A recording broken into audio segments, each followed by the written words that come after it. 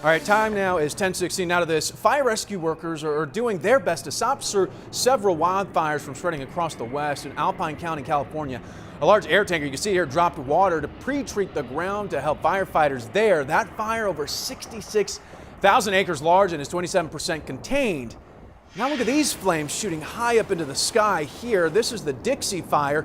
It's destroyed a number of homes. Fire crews say they could hear propane tanks, if you listen closely, exploding in the area. Visibility on roadways is also dangerously low from all the smoke in the air. It's one of the largest fires burning at the moment, over 190,000 acres, and only, get this, 21% contained.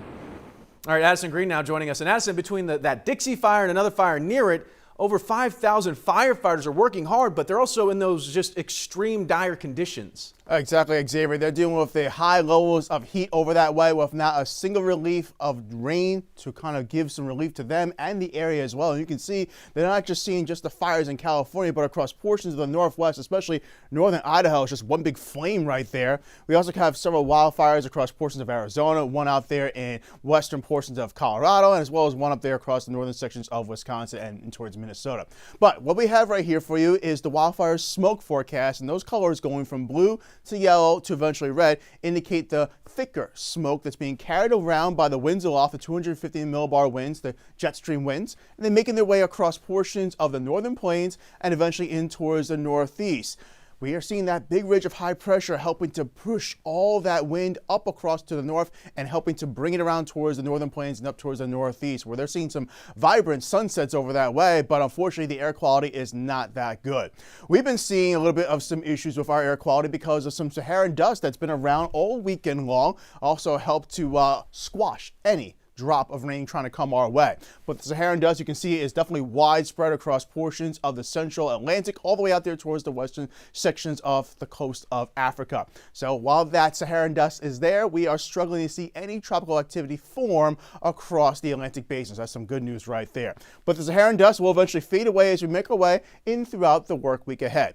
Now, the tropics have been quiet since Elsa, and we've been seeing this little disturbance being monitored by the National Hurricane Center just slowly churn off the offshore waters of Florida. It's being monitored and it's Invest 90L, and it has winds sustained at 35 miles per hour, gradually making its way west-northwest at roughly 5 to 7 miles per hour. Spaghetti model plots want to take it in towards the coastal areas of northern Florida, in towards Georgia. Either way, no matter which way it goes, it's not likely to strengthen anything strong and not likely to be becoming a named storm. But nonetheless, it's still being watched just in case it does happen to pose a threat to the land masses over that way.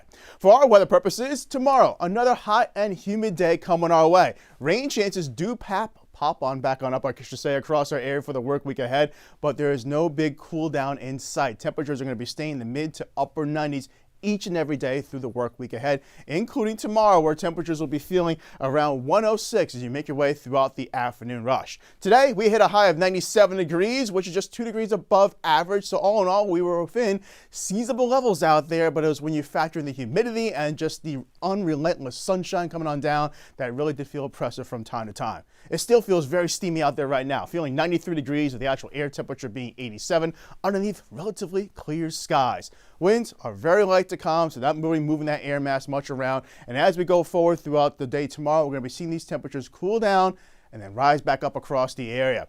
We have temperatures out there in Sugar Land feeling 96 degrees, Conroe 81, Huntsville 86. So there's a big ridge of high pressure sitting out there towards the west. It's going to be baking much of the western half of the nation, while we're going to be seeing an area of low pressure set up shop down to our south, helping to bring in moisture up this way throughout much of the work week ahead. That's going to help to increase our rain chances, not by much, but still we'll take any little bit of rise in rainfall we can get, as we have a 20 to 40% chance of rainfall, Xavier, throughout the work week ahead. High temperatures a touch better, not 98 after tomorrow, going to be around the mid-90s going forward for the next several days to come. You know, Addison, it's one of those cases, one of those scenarios. Be careful what you wish for. When it was raining, we were like, oh, bring on the sun. Now we got that sunshine. Now we're like, all right, bring on the rain. Bring the rain. Let's go. I want the rain back. All right, Addison Green, thank you so much.